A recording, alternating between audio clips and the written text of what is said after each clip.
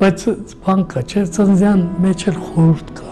Լավ է, երբ որ ուզում ես հիզուր չես աշխարհակին։ Տարեդարձի ինքնանկար հաղորդման շրջանակներում այսօր հյուրընկալվել ենք արձակագիր Սպարտակ Ղարաբաղցյանին։ Բարև ձեզ։ Բարև։ Պարոն Ղարաբաղցյան, ինչ կպատմեք ձեր մասին, որտեղից եք սերում։ Միանգամից հնարավոր չի պատասխանել այդ հարցին, որտեղից ես սերում, անամոտ եթե հայ ես։ Հայերի համար շատ դժվար է իմիջիալից այս հարցին պատասխան, որովհետև այդ խոր արմատներ ունեցող ժողովրդի մի մասնիկն ես դու եւ այդ արմատից վերընձյուղված, որովհետև այդ արմատը բանն մեջ է եղել,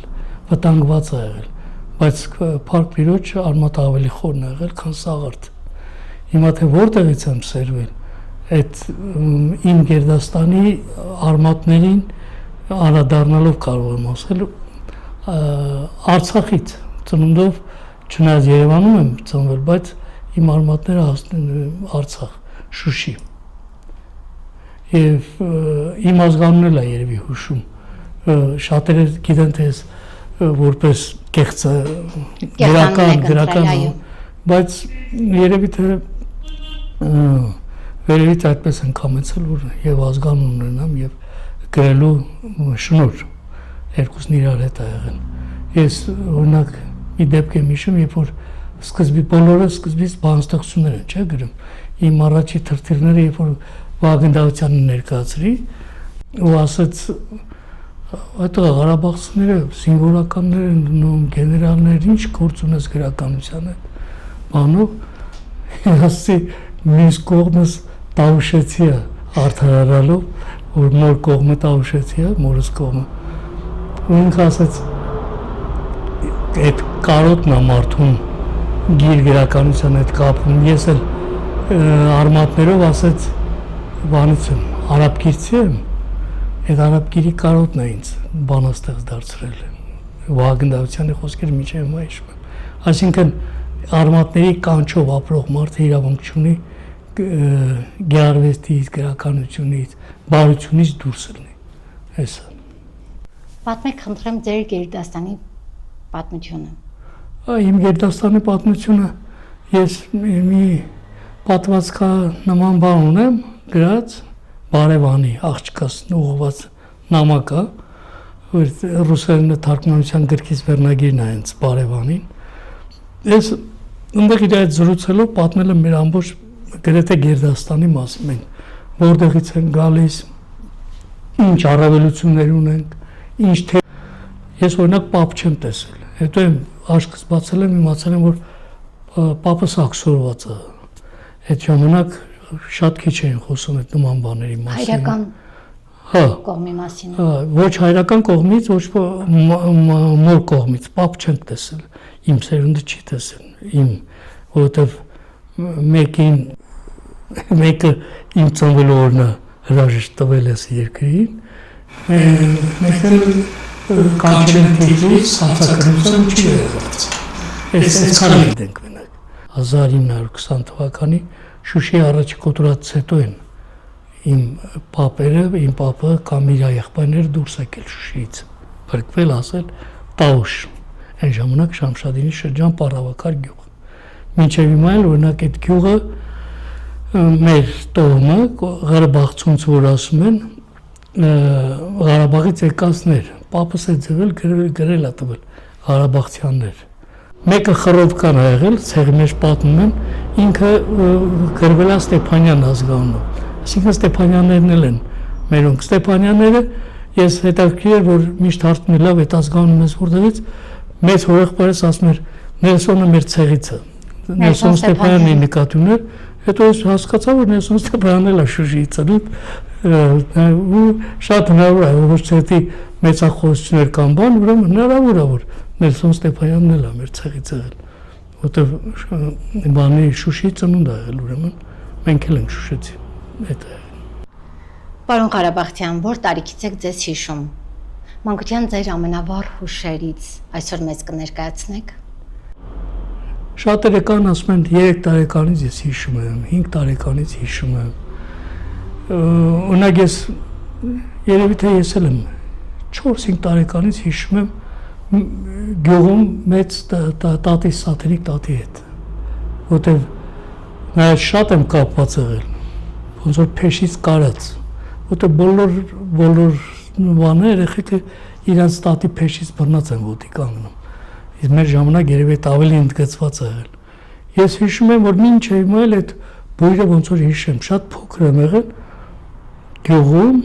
հիշում եմ, որ մի տատիկ գողքնոցի մեջ փաթաթած 5 հատ ձու բերեց, տվեց տատիս, ասեց, այս կեղի ծվերից նա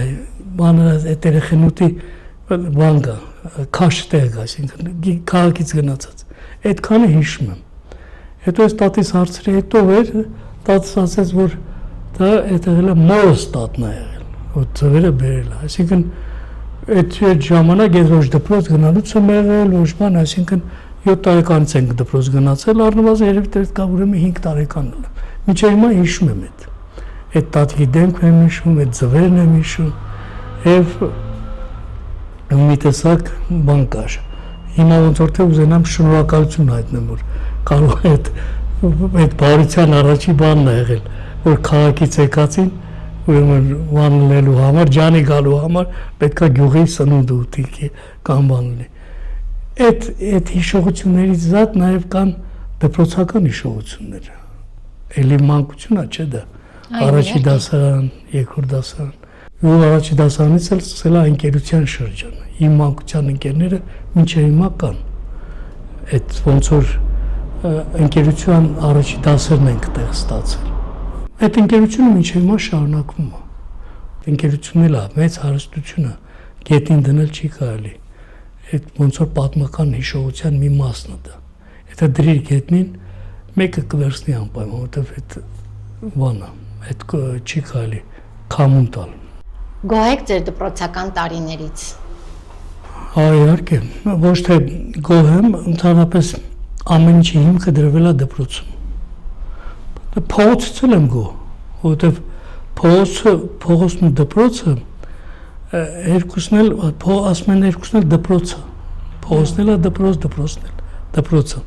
Մեկը մի տեսակ բյուրեղանում ես դպրոցում, սահան ես մտնում, դպրոց ես պատասխանում։ Մինչ հիմա օրինակ ասենք, ես հիշում եմ բանի, մեր դպրոցի հատակի այդ քսուկը, որ քսում էին, մաքրում էին, դրա հոտն եմ զգում։ Բան կա, դպրոցներում ու տենց էր։ Հետո հիշում եմ, որ մեր դպրոցում օրինակ միշտ տողանի, որ կանգնում էինք, տնօրենը միշտ հարցաշար էր դնում պատմության հետ կապված, օրինակ ասենք նման հարց կար,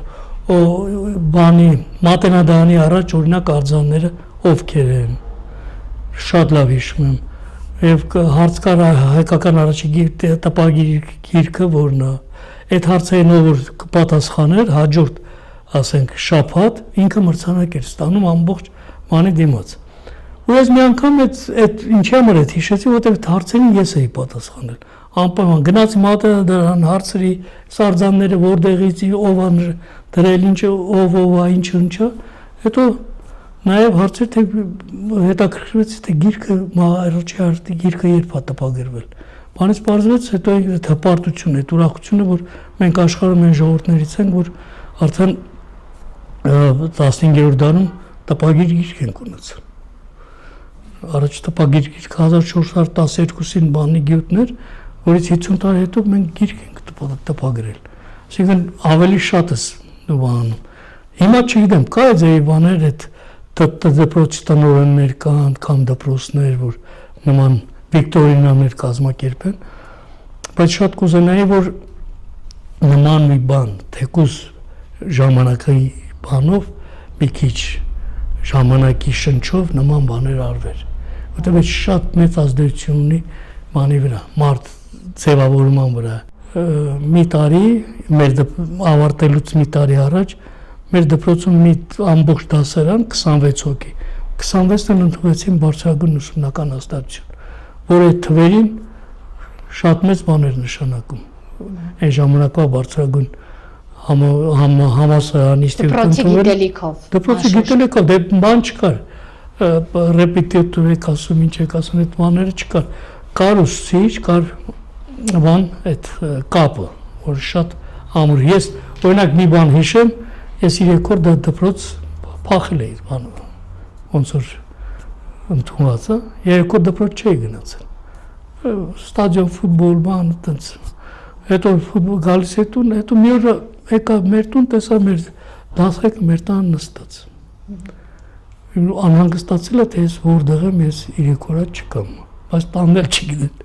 Փաստորեն այդ անհանգստությունը միանգամից բան դարձավ։ Ես հիմա ինչի համար եմ ասում, որովհետև բոլորին թվում է, թե եթե ինչ-որ մի բանի հասել ես, կարես ինչ թե այնքան սահուն է եղել ժամանակը, կյանքը բան։ Չէ, մենք էլ ենք եւ չարություններ ենք արել, դպրոցել ենք փախել, աղջիկի համար ծաղիկել ենք տարել, աղջիկի համար կռիվել ենք արել, ամենակարևորը, բայց 10 հոգով մի հոգու չենք ծեծել։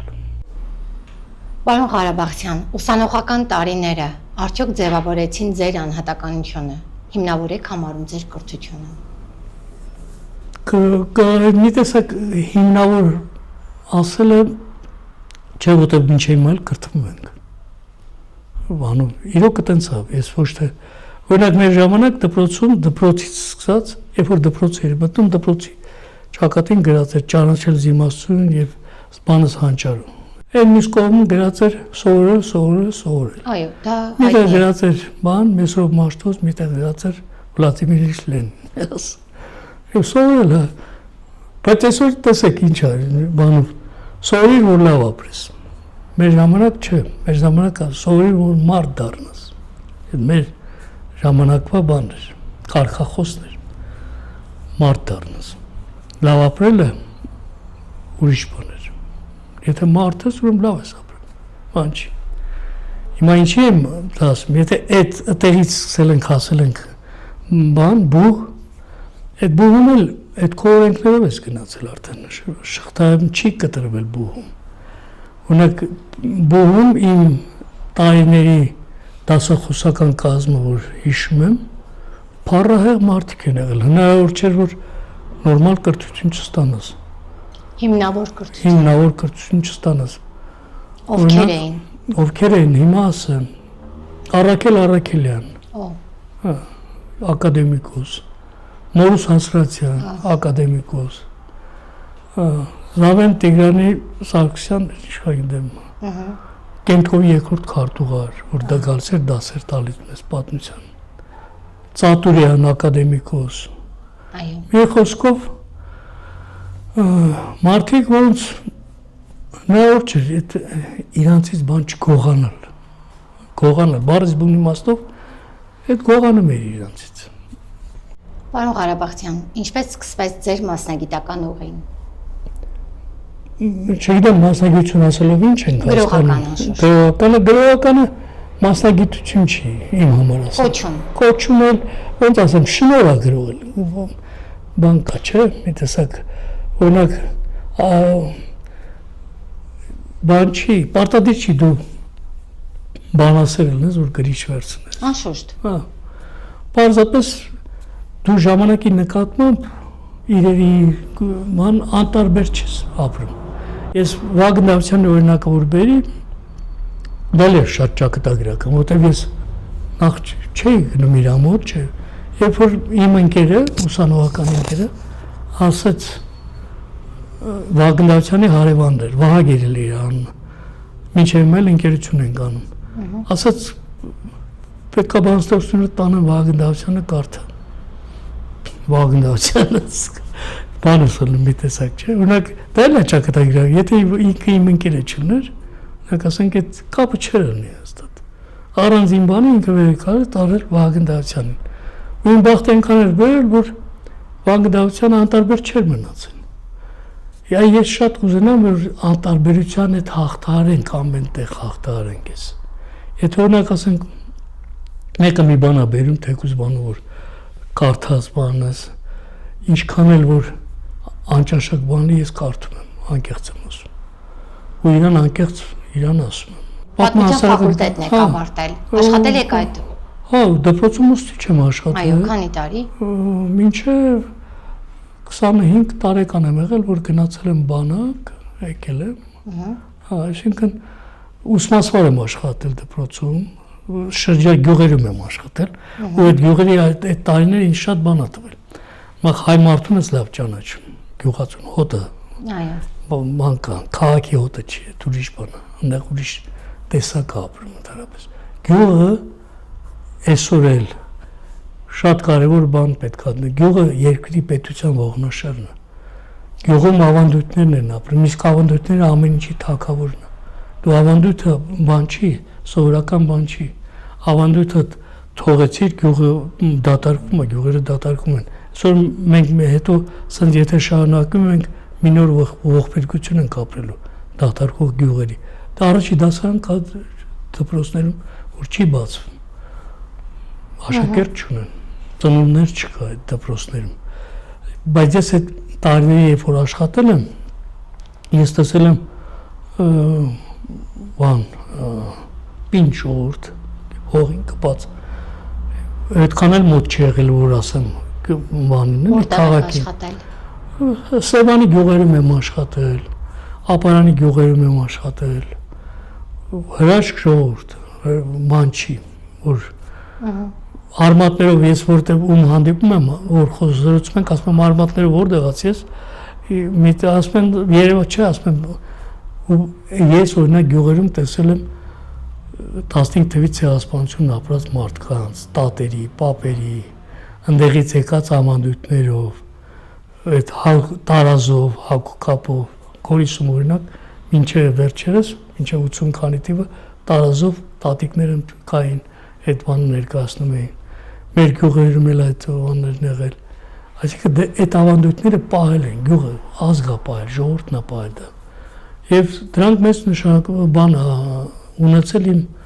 դրական ստեղծագործության վրա։ Ես եթե օրինակ ասենք զգացել ես ես անուններ չեմ փոխել իմ պատմվածքների բաների մեջ։ Այո։ Որովհետև անունը շատ կարևոր է։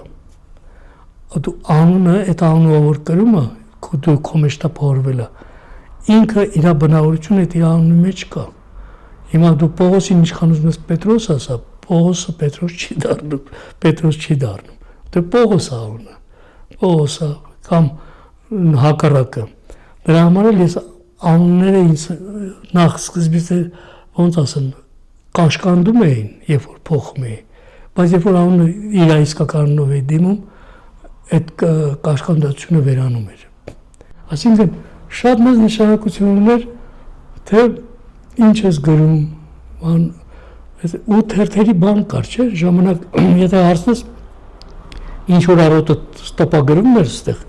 կեսօրն արդեն գյուղում էր, գյուղերում տարածվում են այդ։ Թերթը շատ կարևոր բան։ Ու թերթում տպագրվել է առաջի մեր համար շատ կարևոր էր։ Մեր ժամանակ կար ավանգարդ, շատ երիտասարդական թերթ էր։ Իսկ ավելի բանով պիոներ կանչն էր։ Պիոներ կանչ շատ լավ թերթ էր։ Մեզ օրինակ իմ առաջի պատմվածքը պիոներ կանչում է տպագրվել։ 7-րդ 8-րդ դասարանում եղել։ Պիոներ կանչում է տպագրվել առաջի ստեղծագործությունից։ Խորաման գրամանատարը լավ հիշում։ Հետո գրեցի բանը Ջունաձորի ճերմակ հեքիաթը Ծաղկազորի մասին։ Մաներ, սին պատմվածք էր։ Էլի մանով տպագրվեց պիոներ կանչում։ Հետո Բաքվի մասին, Բաքվի գնացել։ Հորեղբորս հետ լավ հիշում եմ այդ բանը կարդաց ռադիոյով դեկտեմբերի 31-ին նոր տարվա գիշերը Մարատ Հալաջյանը այն ռադիոյի ամենատիտղոսավոր բաներից մեկն էր, հաղորդավարներից լավ ձայն ուներ։ Նրան հայ Լևիտան էին ասում, ձայնը շատ լավն էր։ Մարատ Հալաջյան, մի ոտն էլ պատերազմում կորցրել էր բանով։ Ու այդ մեծ բան էր, որ Մարատ Հալաջյանը քո ստեղծագործությունը կարդում է։ Դպրոցական տարիքում։ Այսինքն ամենտեղ մի տեսակ այդ փոքր հաջողությունները ասեն շղթայի վրա շարված ոնց որ իմ կեսագրության ամենաբան կետերը լինեն սրանք։ Բարի։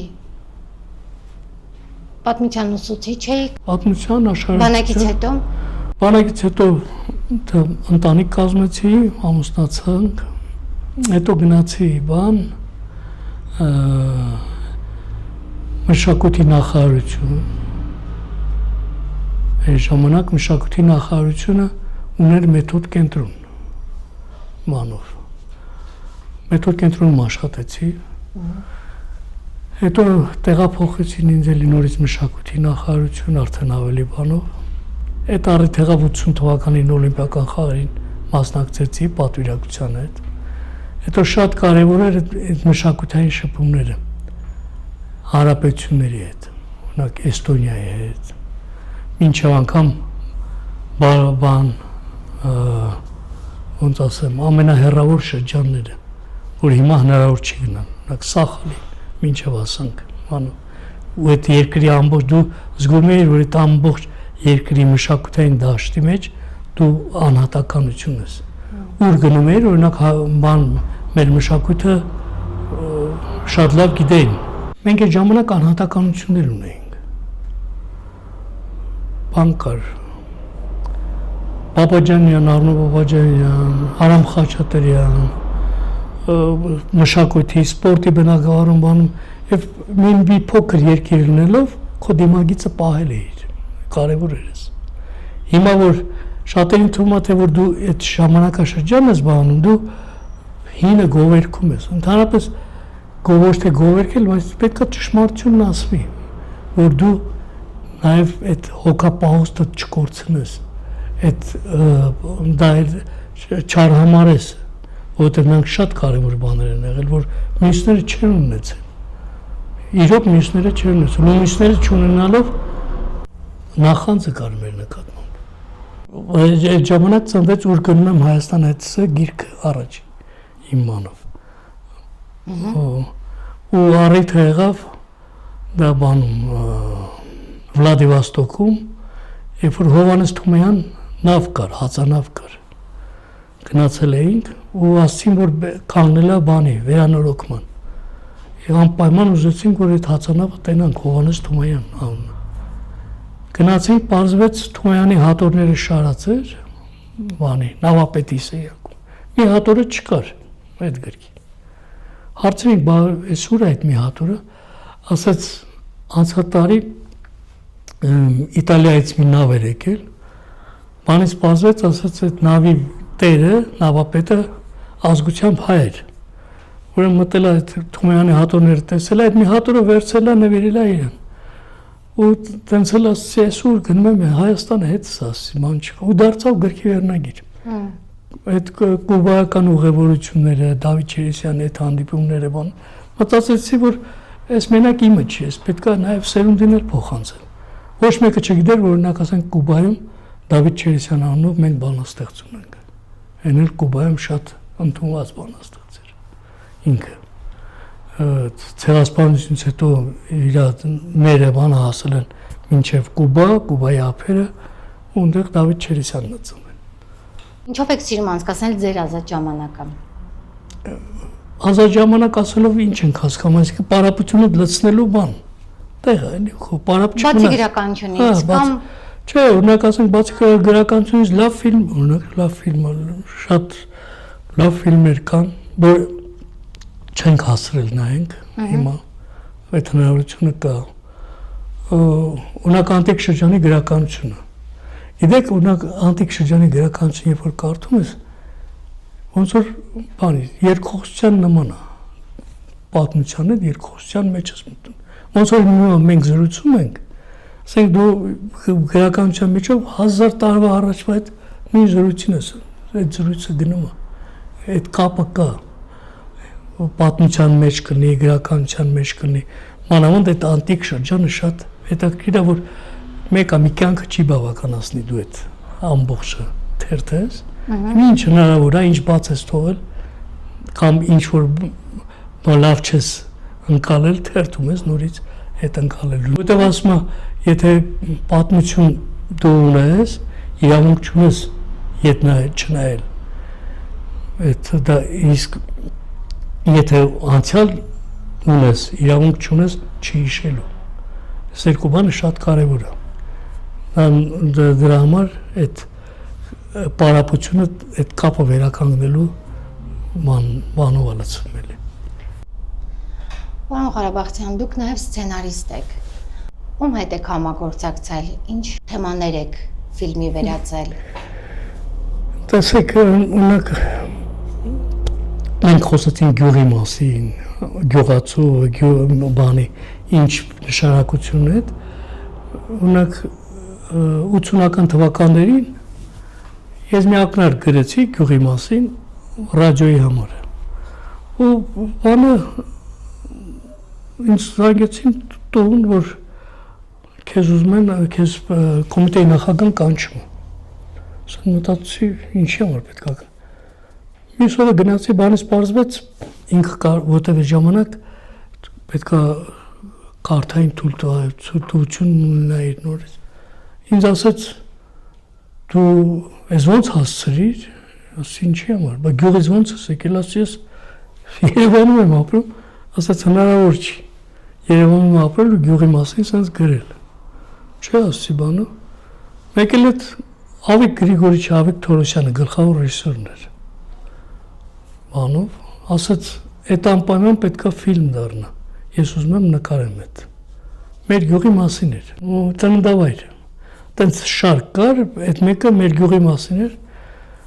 գնացինք նկարահանումները բան եղավ, ու եթե ունակ ասենք նկարահանումները 4-5 օր էր տրվում, մի շաբաթ գնում էր արդեն, որտեվ բան կար, բացվում էր անց, շերտ բացվում էր։ Ու լավ հիշում եմ օրինակ այդ շարքը նկարելուց ինչքան էլ որ կոլորիտային լիներ, միշտ մի բան կար, պետք է անպայման մեջը սոցիալիստական աշխատանքի հերոսի կերպարը լիներ։ Բանով։ Այո։ Բանից բացված մեր գյուղում կա այդպես մեկը։ Կինը, աշխատող կինը։ Գնացինք դե աշխատող կինն ինչ պետք է խոսի։ Աշխատող մարդը դրապես քիչ է խոսում։ Դրին սեղանը նստեցինք, հիմա նկարահանում ենք, հիմա իրանք պետք է երկու բառ ասի, չի լինում, չի կարում։ Չի կարում այդ կինը այդ երկու բառն ասի։ Հա ստոպ կադր, ոնց որ հիմա Արմանն է մեզ ասում ստոպ։ Վերջ որտես ավել չի, արդեն ժողովուրդն էլ է փրկնում։ Ասաց մի հատ բանով, մի հատ էլ փորձենք Ավիկ Գրիգորիչը ու գնանք։ Այս փորձի ժամանակ այս կինը վերջի երկու բառ ասաց, այդ պահին իրանց տանը քաղաքը թռավ սեղանի վրա ու սկսեց ծուղլուղ անել։ Խառնվեց իրար այդ ամբողջ կադրը։ Այս մեկ էլ էս Ավիկ Գրիգորիչը այս բանն ասաց, մի տարեք մորթեցեք դրան։ Այս տղեն, այս սոցիալիստական աշխատանքի հերոսի, ասաց որ մորթենք, ռավետը դու ես ծաղրած ծուղլուղու կանչի ժամանակը։ Մի պատմությունը այդտեղ ծնվեց։ Ես այ Գրիգորիչն ասում եմ, այս ծննդավայր չէ, այս ֆիլմ է։ Ֆիլմի ռեժիսորն օպերատորը ժամանակ բանն էր, Հարսնացու Հյուսից, օպերատորով էր, չէ՞ նա էր մեր հետ եկել։ Ստեփան Մարտիրոսյան։ Այո։ Ինքն էր անի օպերատորը։ Վերջես Ստեփան ասաց սրանից հետո բանի Սպարտակի ինչ սցենարների ես եմ օպերատորը։ Ու իրոք այդպես եղավ, հետո գնացինք դրանց հետո Խնձորեսկի մասին նկարեցինք, 3 Խնձորեսկ, էլի ծննդավայր շարքում։ Այդ թվականներին ընդհանրապես Խնձորեսկի մասին շատ քիչ բան գիտեին։ Ժողովուրդն էլ չգիտեր։ Սպարապետի գերեզման կար, Գորիս կար։ Ոնց հիմա այնքան բաներ շերտեր է բացում հիշողությանից մեջ, որ հա խոսում է, էլի առաջ չէ օրինակ ասենք Գորիսում նկարել ենք այն պատշգամբը, որ Անդրանիկը ելույթ է ունեցել այդ պատշգամբից, դիմել է ժողովրդին, երբ որ նստում էին նայում էին, որ թույլ տան, թե թույլ չտան, ուրեմն բանարին, որ այդ կադրը հանե, որտեղից որ Անդրանիկը ելույթ է ունեցել, որ նոր թույլատրեն, ասենք այդ բանը, հաղորդումը ֆիլմը եթեր գնա։ Տենց բաներ է։ Հետո Ջուղայ Խաչքարի մասին եղավ ֆիլմ, որ ցուցադրվեց, հետո Սերբերը այդ վանդալիզմ ֆիլմը, որը Արևմտյան Հայաստանի ու Արցախի մշակութային կորստի մասին էր, Սերբերը այդ ֆիլմը վերցրին ստեղից։ Մեկ էլ մի օր Հարությունը Խաչատրյան զանգեց ասաց Ամերիկայում Ջուղայ Խաչքարի ֆիլմը ցուցադրվում է, քեզ էլ հրավիրել են։ Անարա գնանք, ինքն էլ բանն էր։ Հիմա ոնց ասեմ, ախր ոչ նախարարության պետքն էր այդ ժամանակը։ Ոչ բան ընդհակառակ իրանք ուզում են կոծկեին այդ բանը։ Նախարարություն նախասած մենք այդքան գումար չունենք բան քեզ ուղարկելու։ Հետաքրքիր որ իմ ընկերոջ մասին պատմեցի չէ մանկության ընկերս։ Այո։ Զանգեց ասաց քանի հատ տոմսա պետք ուղարկեմ։ Ես ասա կանեմ եկեք։ Ու ինքը իրոք ման արեց, տոմսերը ուղարկեց։ Գնացինք Սիրակուզայում էր։ Սիրակուզայում այդ տարի ֆիլմերի փառատոն էր։ Հարություն Խաչատրյանը առաջի մրցանակ ստացավ իր բանով։ Ես խրախուսական մրցանակ ստացա։ Լավ հիշում եմ, երբ որ քննարկում էր Ջուղայի Խաչքայրից հետո նստած էինք թարգմանիչներ, ես ու դալիճը նստած ինձ հարցրին որ թուրքերը շատ լավ ժողովուրդ են, դուք ամեն ինչի համար եք այդ ասի ֆիլմը թուրքերի բանով չի, ֆիլմը մշակութային ջարդի մասին է, երբ որ Ջուղայի Խաչքայր ասաց դուք ես Թուրքիայում եղել եմ, ինձ շատ լավ են ընդունել, ասի դերևի դուք Թուրքիայում չեք եղել, դուք Արևմտյան Հայաստանում եք եղել, մի անգամից բան եղավ դահլիճը, մեկը հարցրեց, ասաց դուք նավթ ունեք Հայաստան, ասի չէ, ասաց բայ ինչ եք ուզում, հենց այդպես ուղիղ նստած էինք անում, մենք աշխարհի համար նավթահոր ենք, եթե դու նավթահոր չես, ուրեմն դու տանուլ ես տվել ամեն ինչ։ Հայ եւ հայեությունը ձեր բնորոշմամբ։ Գերք բանը մենք աշխարհի հնաբնակներից ենք, որպես ժողովուրդ, որպես ազգ, արևի հետ դուրս ենք եկել, արևի հետ էլ մայրամուտ կգնանք, եթե արևը մայր մտնի այդ ժամանակ։ Ու բնական է, որ այդ կենսագրությունը, այդ երկար ճանապարհ անցած ժողովուրդը բնութագրել է շատ դժվար է, մանավանդ երբ որ դու այդ ժողովրդի այդ ազգի մի մասնիկն ես, դու միշտ քո ներսը նայելու այդ հնարավորությունը ունես ու ինքդ շատ մարդկանց հետ քո ներսը նայելով չես կիսվում, դա առաջի բանն է, որովհետև գիտես ինչ, հայ ոչ մի անգամ չի ուզեցել իր թերությունները տենա, պատմությունը հետ է ցույց տալի, որովհետև միշտ բանով են եղել, ինչ որ դրա դիմաց ավելի լավ բաներ կա մի չարիքի դեմ 10 լավ բան, ու միշտ այդ 10 լավ բանը ավելի բանը, բայց այդ մի չարիքը դարել է այդ ողբերգության մի մաս այդ 5000 տարվա այդ ճանապարհ, հիմա որ ասում ենք 5000 տարի, ես հավատում եմ, որ մենք 5000 տարի ճանապարհ ենք անցել, բայց ամեն տարի մի րոպեով ուշացել ենք աշխարհից, պտույտից, դե հաշվեք թե 5000 տարվա մեջ ինչքան տեր ենք մենք բաներ ուշացել,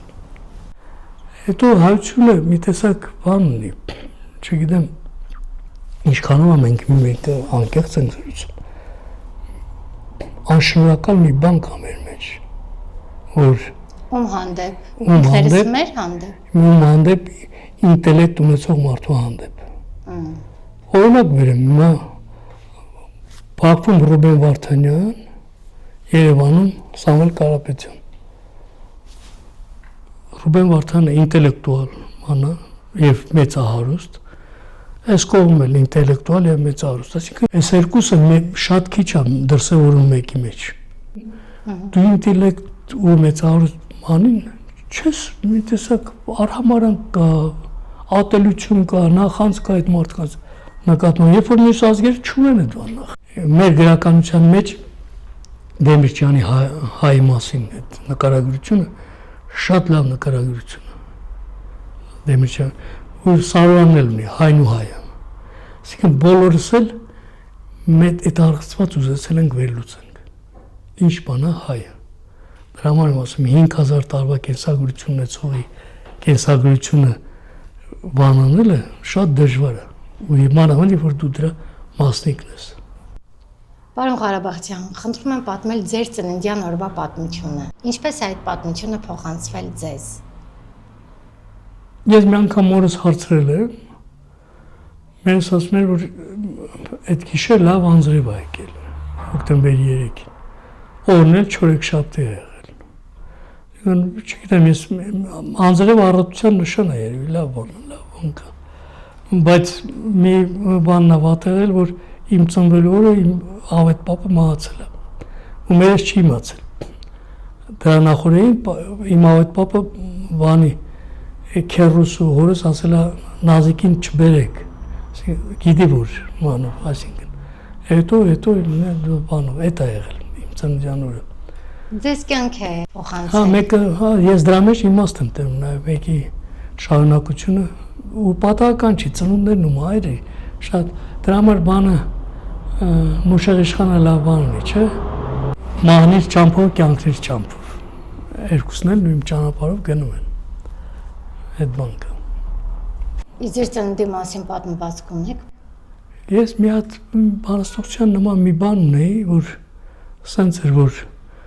մի օր պապս կբարձանա հողից, մի օր տատս կբարձանա հողից ու ես մի գիշեր կգամ ես աշխարհ, էլի, սենց հորս մի տխուր մանկություն, ոտաբոբիկ մանկություն կմնա, որտեղ իրոք այտենց ա եղել 30-ական թվականներին, բանի մեջ ա եղել։ Չարչարանքի բանի մեջ։ Շատ լավ։ Պարոն Ղարաբաղցյան, սիրում եք ձեր տարեդարձը։ Ձեր տարեդարձներից ամենահիշարժան օրվա պատմությունը։ Կուզեինք այսօր լսել։ Իմ տարեդարձի ամենահիշարժան պատմությունը, երբ որ 17 տարեկանում մի հատ գիրք ստացա նվեր, ժամանակակից Թուրքիա։ Այն ժամանակ դժվար չէ։ Ունեմ այդ։ Ու հետաքրքիր էր առաջի բանով, թե Թուրքիայում ինչքան հայ ապրում։ Ու հետաքրքիր է, որ 17 տարեկանից մինչև հիմա միշտ նայում եմ, Թուրքիայում նույն քանակի հայությունն է ցույց տալու։ 60,000, այսինքն բան կա էլի այդտեղ։ Իմ ծննդյան ամենանշանավոր, իմ համար ամենաբանն է, որ հիմա թորներս ավելի շատ են սպասում դրան։ Որ կան բան այդ տորթի մոմ փչեն, բայց բան կա, չէ, ծննդյան մեջ էլ խորհուրդ կա։ Եթե բան կա, մի տեսակ լավ է, երբ որ զգում ես հիզուր չես աշխարհեկին։ Այդ զգացողությունը ամեն ծննդյան հետ կապված այդ օրը այդ բանը կա։ Ինչ ես թողելու, ինչ ես անելու, որովհետև ոչ մեկը չգիտի, թե հաջորդ ծնունդը ինչի կտանի քեզ։ Որովհետև բան կար, իմ ծննդյան օրերը օրինակ լավ հիշում եմ Հալեպում անցկացրած ծննդյան օրերը։ Մի ծննդյան օրը դիմավորել եմ Տերզուրում, այդ բանով։ Հետաքրքիր է։ Հա, բան կար։ Ոչ թե հետաքրքիր էր, մի տեսակ խորհուրդ էլ կար դրա մեջ։ Տերզորում երբ որ էլի իմ սցենարով ֆիլմ էինք նկարում, բան կար, անապատի չլռող արձագանքները։ Այդ ֆիլմի սցենարը ես էի գրել։ Այդ ժամանակ այդ Տերզորը իմ համար դառավ բան։ Արաբացած այդ գյուղերը, հայ բոլորը ում հարցնում էիր, տատներ հայ, պապներ հայ կամ բանով եկել են, բոլորը արաբացել են։ Իմ ծննդյան օրը նաև եղել եմ բանում, Պետերբուրգում եմ եղել այն բանի ժամանակ։ Այդ տարի գնացել էի, որ սովոր եմ, թուրքական բաժնում։ Բանից պարզվեց, որ այդ տեղերը հատկացվել է բանին, Միջինասիական Հանրապետություններին ու Ադրբեջանին, նախորոք։ Բայց այնուամենայնիվ ուզում ենք լսել Պետերբուրգում ինչպես անցկացրեցիք Այն ժամանակ Լենինգրադ էր։ Լենինգրադում հատուկ նշեցիք, որ Կովկաս ռեստորան կար, բանում Նևսկի պրոսպեկտի վրա էր, բանով իշնում էր, գնացինք այդտեղ Կովկասյան այդ բանով, այն ժամանակ բանի նարինջի պակաս կար, բան կար, բայց այդտեղ բերում էին ռեստորանում նարինջ կար, բանան կար, անանաս կար, այդ խորհրդային տարիներին այդ պակաս էր, այո, իսկապես։ Ոչ թե պակաս էր, այդ դեֆիցիտ էր, ընդհանրապես բան չկար։ Ու ասենք Լենինգրադից եկող անպայման հետը 2 կիլո պետք է ցիտրուս բերեր կամ։ Այդ էլ է իր բանը, իր հետաքրքրություն ուներ։ Ռեստորանում ինչպես անցկացրեցիք այդ ժամանակ, ինչպես էին անցկացնում։ Այ որ ասում եմ իմ մանկության ընկերների հետ, իրանց հետ եմ եղել։ Իրենք ինչ գործ ունեին այնտեղ։ Իրանք միայն ուր գնում էինք միասին էր։ Այդ էր ընկերությունը։ Հա, բայց նաև հնարավորություն պետք է լիներ, ժամանակ պետք է լիներ։ Չէ, հնարավորություն հիմա մի հատ անկեղծանամ, բացեմ այդ հնարավորությունը մեր ընկերներից Վարուշանն ուներ։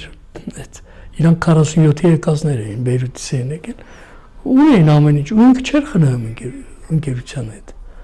Ես լավ հիշում եմ իմ ծննդյան օրերին, ինքը երբ որ ապարանում է աշխատում, հոկտեմբերի 3-ին, վեր եկնում մեքենայով գալի, հասնում էր բան, ապարան, այն միս ընկերությունից հետ։ Որտեղ հոկտեմբերի 3-ը նա եսենի ծննդյան օրն է։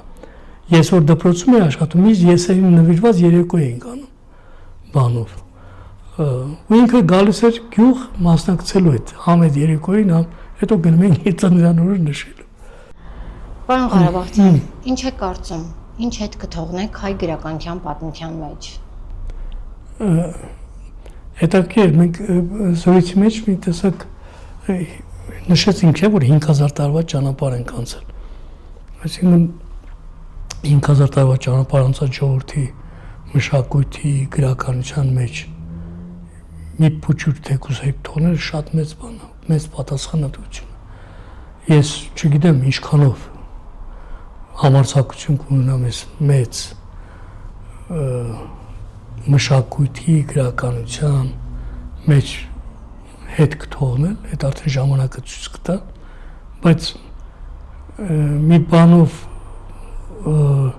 վստահ եմ, որ այդ մեծ